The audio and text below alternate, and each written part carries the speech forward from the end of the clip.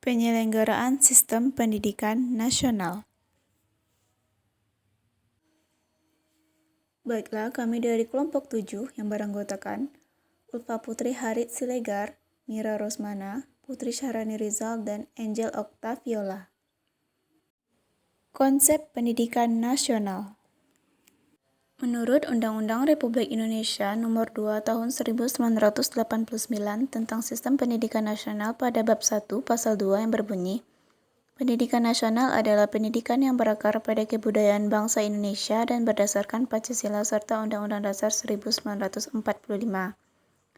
Sedangkan menurut Undang-Undang Nomor 20 Tahun 2003, sistem pendidikan nasional harus mampu menjamin pemerataan kesempatan pendidikan, peningkatan mutu, serta relevansi dan efisiensi manajemen pendidikan untuk menghadapi tantangan sesuai dengan tuntutan perubahan lokal, nasional, dan global, sehingga perlu dilakukan pembaharuan pendidikan. Jadi dapat disimpulkan, pendidikan nasional adalah satu keseluruhan yang berpadu dari semua satuan dan aktivitas pendidikan yang berkaitan satu dengan lainnya untuk mengusahakan tercapainya tujuan pendidikan nasional.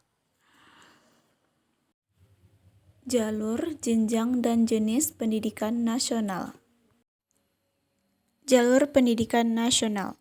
Jalur pendidikan nasional terdiri dari 3, yaitu jalur pendidikan formal, jalur pendidikan non-formal, dan jalur pendidikan informal. Jalur pendidikan formal yaitu jalur pendidikan yang diselenggarakan melalui satuan pendidikan dan memiliki jenjang pendidikan yang terdiri dari dasar, menengah, dan tinggi. Sedangkan jalur pendidikan non-formal itu jalur pendidikan yang tujuannya untuk mengganti, menambah, dan melengkapi pendidikan formal. Terakhir, jalur pendidikan informal itu jalur pendidikan keluarga dan lingkungan yang berbentuk kegiatan belajar secara mandiri yang dilakukan secara sadar. Jenjang pendidikan nasional yang pertama itu jenjang pendidikan dasar, yaitu jenjang pendidikan yang diselenggarakan untuk memberikan bekal dasar yang diperlukan untuk hidup dalam masyarakat berupa pengembangan sikap, pengetahuan, dan keterampilan dasar. Yang kedua itu jenjang pendidikan menengah, yaitu jenjang pendidikan menengah yang lamanya 3 tahun sesudah pendidikan dasar diselenggarakan di SLTA berfungsi sebagai lanjutan pendidikan dasar. Yang terakhir itu jenjang pendidikan tinggi, merupakan lanjutan dari pendidikan menengah yang diselenggarakan untuk menyiapkan peserta didik menjadi anggota masyarakat yang memiliki kemampuan akademik. Selanjutnya, jenis program pendidikan. Terdiri dari 5 jenis. Yang pertama itu pendidikan umum, yaitu pendidikan yang mengutamakan perluasan pengetahuan dan keterampilan peserta didik. Yang kedua itu pendidikan kejuruan, pendidikan yang mempersiapkan peserta didik untuk dapat bekerja pada bidang pekerjaan tertentu. Yang ketiga itu pendidikan luar biasa, pendidikan khusus yang diselenggarakan untuk peserta didik yang menyandang kelainan fisik atau mental. Yang keempat, pendidikan kedinasan, pendidikan khusus yang diselenggarakan untuk meningkatkan kemampuan dalam pelaksanaan tugas kedinasan bagi calon pegawai. Yang terakhir itu pendidikan keagamaan, yaitu pendidikan khusus yang mempersiapkan peserta didik dalam penguasaan pengetahuan keagamaan. C. Standar Pendidikan Nasional. Kriteria minimal tentang berbagai aspek yang relevan dalam pelaksanaan sistem pendidikan nasional itu ada 8 standar. Yang pertama, itu standar isi, mencakup lingkungan materi minimal dan tingkat kompetensi minimal untuk mencapai kompetensi lulusan minimal pada jenjang dan jenis pendidikan tertentu.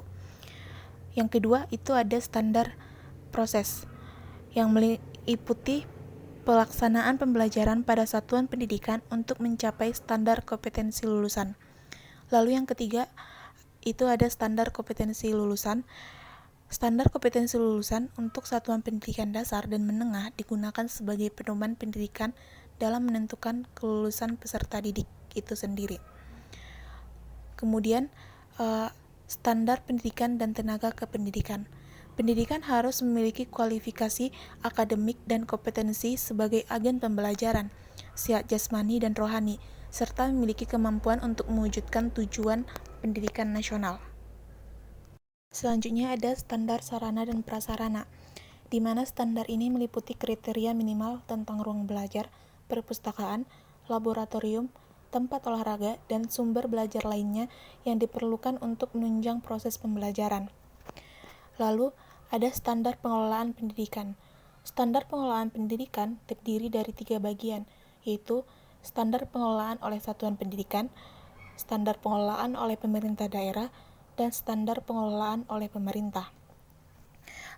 Kemudian, ada standar pembiayaan pendidikan. Pembiayaan pendidikan terdiri atas biaya investasi, biaya operasi, dan biaya personal. Lalu yang terakhir ada standar penilaian pendidikan. Standar penilaian adalah kriteria mengenai lingkup, tujuan, manfaat, prinsip, mekanisme, prosedur, dan instrumen penilaian hasil belajar peserta didik. D. Dasar, fungsi, tujuan, dan prinsip pendidikan nasional.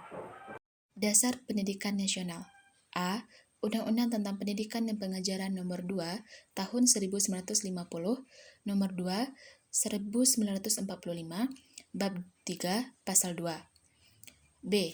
Ketetapan MPRS Nomor 27 MPRS 1966, Bab 2, Pasal 2. C. Dalam GBHN tahun 1973, GBHN 1978, GBHN 1983, dan GBHN 1988, Bab 4 Bagian Pendidikan. D. TAP MPR nomor 2 MPR 1993 tentang GBHN dalam Bab 4 Bagian Pendidikan. E. Undang-Undang RI Nomor 2 Tahun 1989. F. Undang-Undang RI Nomor 20 Tahun 2003 tentang Sistem Pendidikan Nasional. Fungsi Pendidikan Nasional. 1. Alat membangun pribadi, pengembangan warga negara, pengembangan kebudayaan, dan pengembangan bangsa Indonesia. 2. Menurut Undang-Undang RI Nomor 2 Tahun 1989, Bab 2, Pasal 3, pendidikan nasional berfungsi untuk mengembangkan kemampuan serta meningkatkan mutu kehidupan dan martabat bangsa Indonesia dalam rangka upaya mewujudkan tujuan nasional. Tujuan pendidikan nasional. Fungsi dan tujuan dari pendidikan nasional yang dituangkan dalam Undang-Undang Nomor 20 Tahun 2003 tentang Sisdiknas Pasal 3 yang berbunyi, pendidikan nasional berfungsi mengembangkan kemampuan dan membentuk watak serta peradaban bangsa yang bermartabat dalam rangka mencerdaskan kehidupan bangsa. Bertujuan untuk berkembangnya potensi peserta didik agar menjadi manusia yang beriman dan bertakwa kepada Tuhan Yang Maha Esa, berakhlak mulia, sehat, berilmu, cakap, kreatif, mandiri, dan menjadi warga negara yang demokrasi serta bertanggung jawab. Prinsip Pendidikan Nasional. 1. Pendidikan diselenggarakan secara demokratis dan berkeadilan serta tidak diskriminatif dengan menjunjung tinggi HAM, nilai keagamaan, nilai kultural, dan kemajuan bangsa. 2. Pendidikan diselenggarakan sebagai suatu proses pemberdayaan dan peserta didik yang berlangsung sepanjang hayat. 3. Pendidikan diselenggarakan sebagai satu kesatuan yang sistematis dengan sistem terbuka dan multimakna. 4. Pendidikan diselenggarakan dengan memberi keteladanan, membangun kemauan, dan mengembangkan kreativitas peserta didik dalam proses pembelajaran. 5. Pendidikan diselenggarakan dengan mengembangkan budaya membaca, menulis, dan berhitung bagi segenap warga masyarakat.